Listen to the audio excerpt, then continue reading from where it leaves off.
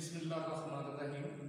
Dear student, आज मैं आपको transportation engineering civil third year के सब्जेक्ट कोड सिविल 343 के बारे में सेकंड लेक्चर दूंगा। आज का हमारा लेक्चर जो है वो है अर्लियर रोड्स, जिसको आप उर्दू में कदीम सड़कें यानी ज़माना कदीम में जो रोड बनाई जाती थी, या फिर हम इसको इब्तदाई सड़कें कह सकते हैं।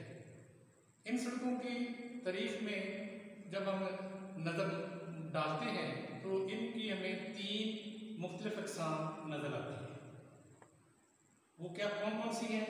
फर्स्ट ऑफ ऑल सबसे पहले है रोमन रोड्स, नंबर 2 में है टेलफोर्ड रोड्स और नंबर 3 में है मैकेडम रोड्स। तो आज हम सबसे पहले जो रोमन रोड है उसके बारे में देखेंगे कि रोमियों ने ज़माना कदीम में ज़राए नक़्ल व हमल के लिए, इंसानों की फलाह के लिए जो रास्ते बनाते थे वो किस तरह उन्होंने तरतीब दिए थे। ज़माना कदीम में अगर हम देखें तो हमें ये नज़र आता है कि इंसानों ने पैदल भी सफ़र किए, फिर जानवरों पे किए, फिर जब पहिए की ईजाद आई तो सड़कों का इस्तेमाल जो है वो नागज़ीर हो गया।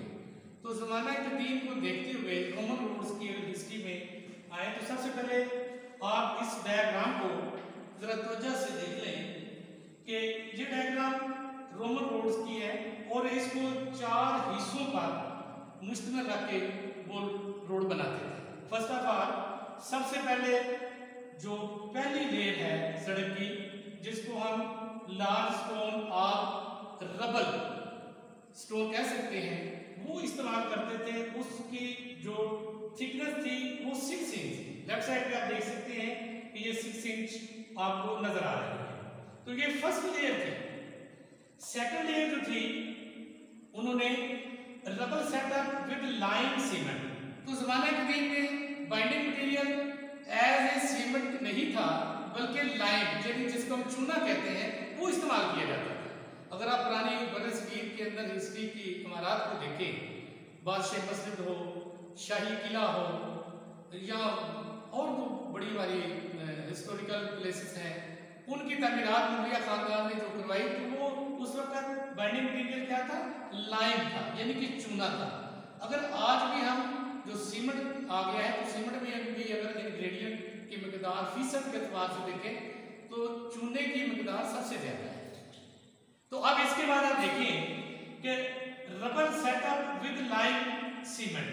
तो सेकंड लेयर के अंदर उन्होंने पत्थर के पीसेस को लाइम सीमेंट यानी कि चूने के सीमेंट से तैयार करके गया और उसकी थिकनेस रखी 16 इंच यानी 16 इंच रखी।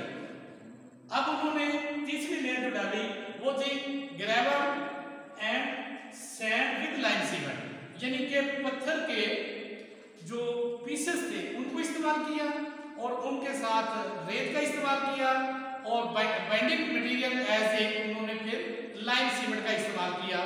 तो इस तरह उन्होंने थर्ड लेयर जो है वो डाली। इसकी थिकनेस उन्होंने रखी 10 इंचेस यानी कि 10 इंच इसकी मोटाई।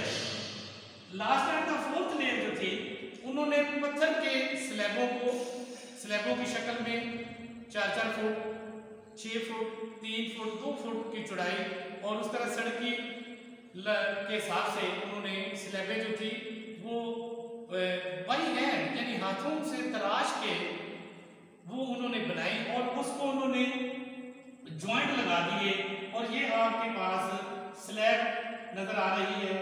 इस स्लैब की जो मोटाई उन्होंने रखी 4 इंचेस थी और इनको एक दूसरे के साथ उन्होंने जोड़ दिया। अब इस रोमन रोड्स में अगर हिस्ट्री में हम देखें तो ऐसी सड़कों पे आमतौर पर ड्रेनेज का कंसेप्ट नजर नहीं आया और ना ही किसी जगह पे कैमल का तो जिक्र आ रहा है। तो चूंकि उस वक्त शायद ट्रांसपोर्टेशन इतनी तेज नहीं थी, जमाना भी इतना तेज नहीं था, तो उस हिसाब से रोमन रोड्स को 4 हिस्सों में तकसीम कर दिया गया।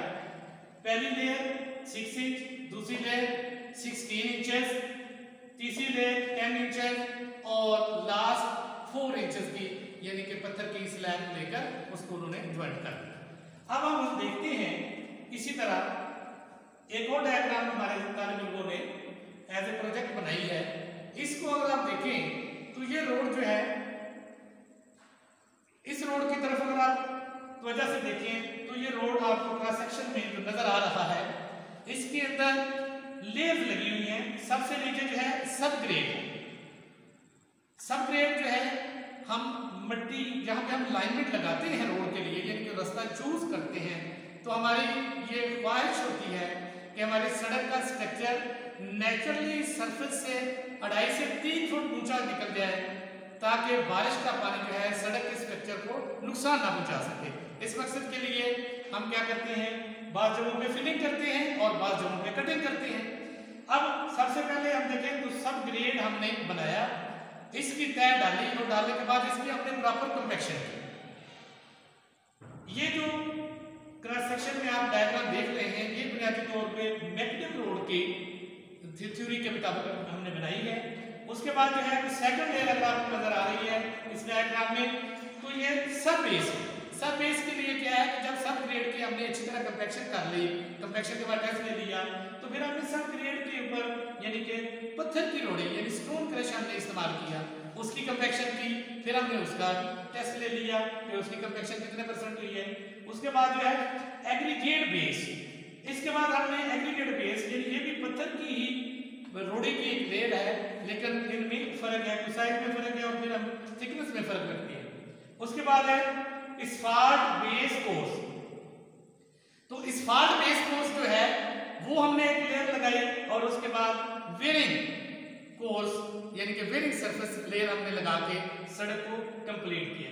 इस सड़क के साथ हमने प्रॉपर ड्रेन भी किया, प्रॉपर इसका कैम्बर भी डिजाइन किया, ताकि जब जो ही बारिश आए तो बारिश का पानी दोनों साइडों पे इजीली नीचे निकल जाए, ताकि सड़क के कैरेज में सड़क के शोल्डर जो है वो बारिश का पानी कटाई ना कर सके।